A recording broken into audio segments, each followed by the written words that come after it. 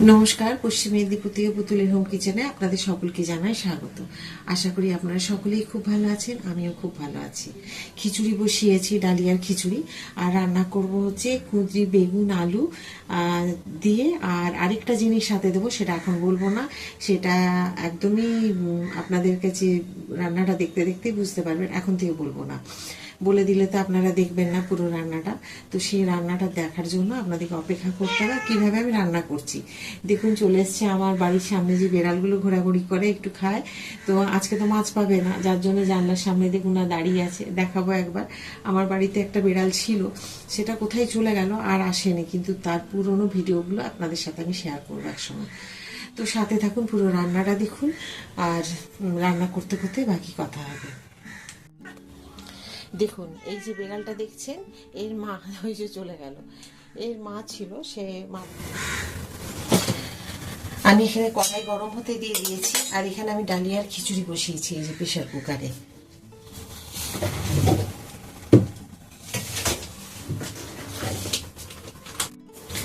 দিয়ে দিচ্ছি প্রয়োজন মতো একটু ভাজার জন্য তেল। এটা এই নয় যে প্রচুর তেল দিয়ে আপনাকে রান্না করতে হবে, আপনি আপনার প্রয়োজন মতো যতটুকু খাবেন, চাইলে অল্পও দিতে পারেন, আবার না চাইলে মানে যে আরো বেশিও দিতে পারেন। তা আপনার প্রয়োজন মতো আপনি দেবেন। এখন আমি সবজিগুলো যেগুলো কেটে রেখেছি সেইগুলো ভাজবো। প্রথমেই দিয়ে দেবো, দেখুন কুমড়ো আর আলু কেটে রেখেছি। তো কুমড়োগুলো এইভাবে কেটেছি, আর আলুগুলোকে পাতলা পাতলা করে এরকম কেটেছি। আমি তো সবসময় বলি, কুমড়ো যেরকমই বড় কাটুন না কেন, চেষ্টা করবেন আলু একদম পাতলা ছোট ছোট করে কাটার। তো এইভাবে কুমড়ো আর আলু কেটেছি। এখন তেল,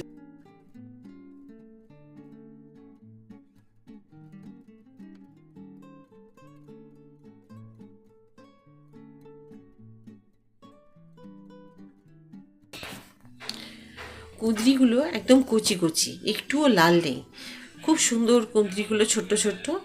আর আমি কেটে নিয়েছি লম্বা লম্বা করে, আপনারা চাইলে গোল গোলও কেটে নিতে পারেন, কিন্তু লম্বা কাটলে খুব তাড়াতাড়ি সেদ্ধ হবে, কারণ কুমড়ো গলে গেলে আবার তখন ভালো লাগবে না।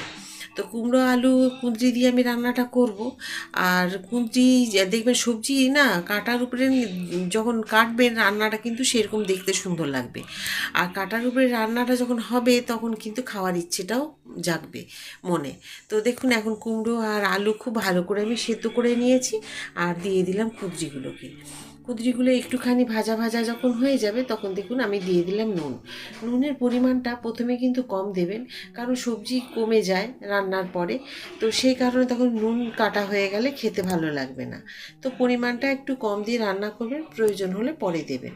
একটা ঢাকা দিয়ে দিলাম অন্তত 10 মিনিটের জন্য মিডিয়াম ফ্লেমে। আমি এই রান্নাটার মধ্যে, এটা হচ্ছে একটা সব সবজি দিয়ে ডালনা রান্না করছি।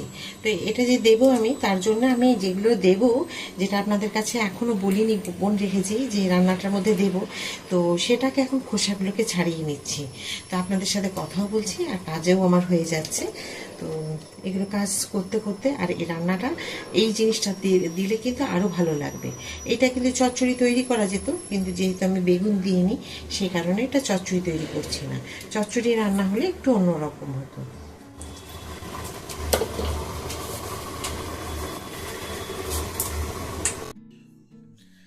আমি যে ঢাকা দিয়ে রেখেছি, এটা একদম মিডিয়াম ফ্লেমে।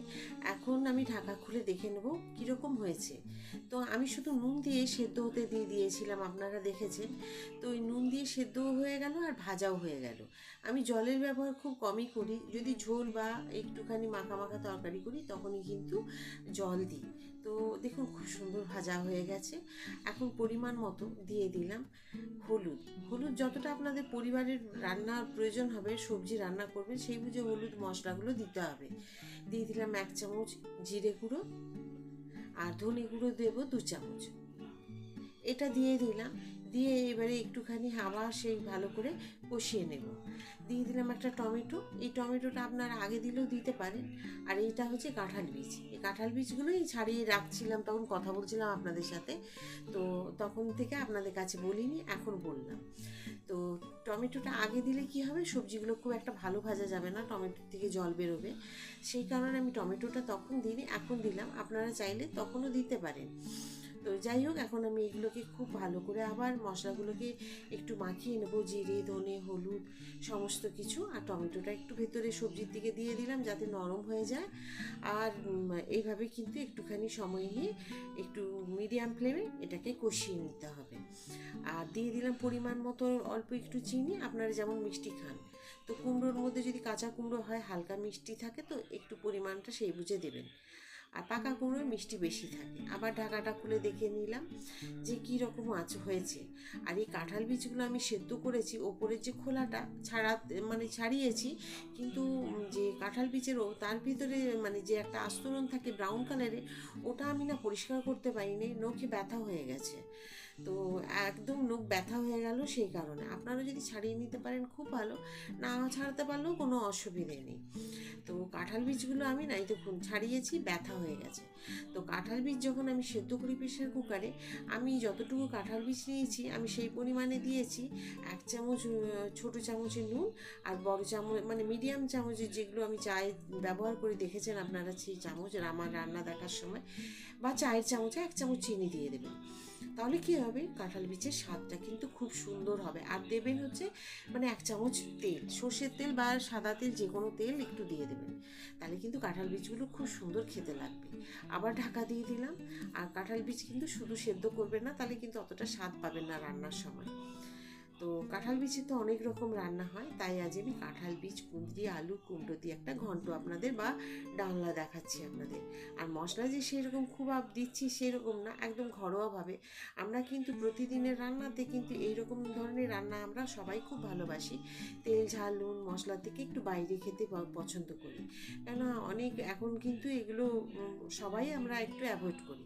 আচ্ছা, এই রান্নাটাকে সুস্বাদু করার জন্য আমি দেখুন পুরো রান্নাটা করে আলাদা করে রেখে দিলাম।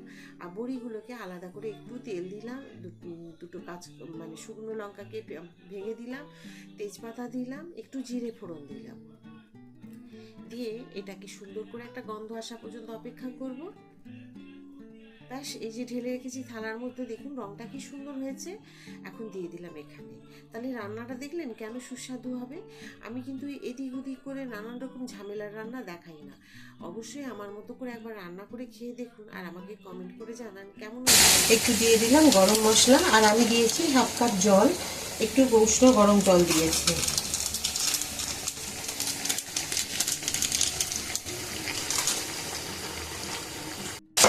বেশি দেবেন না, 1/2 কাপ উষ্ণ গরম জল দিলেই হবে।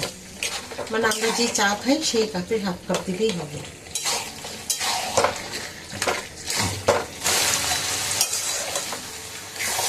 আমার আজকে এই যে কুমড়ো, আলু, কুঁদরি আর কাঁঠাল বীজে দিয়ে যে একটা ডালনা তৈরি করলাম, বা ঘন্ট যেটাই বলবো না কেন, ঘন্ট বা ডালনা, কেমন হয়েছে? আশা করি আপনাদের ভালোই লেগেছে আজকে রান্না। শেষ পর্যন্ত ভিডিওটি দেখার জন্য আপনাদের অসংখ্য ধন্যবাদ।